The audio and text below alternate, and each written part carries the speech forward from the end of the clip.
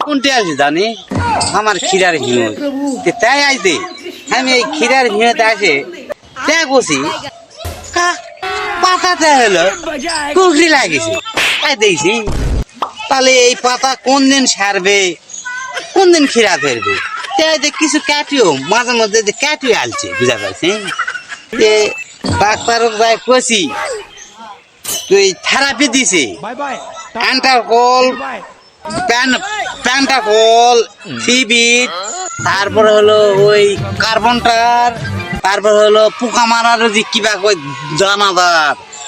তারপর হলো যে স্প্রে করে এই যে স্প্রে না স্প্রে করে গোসে বুঝা পারছি কালকে আমি তাই আমি গভীর রাত পর্যন্ত ভাই রাতে 10টা 13টা পর্যন্ত স্প্রে করেছি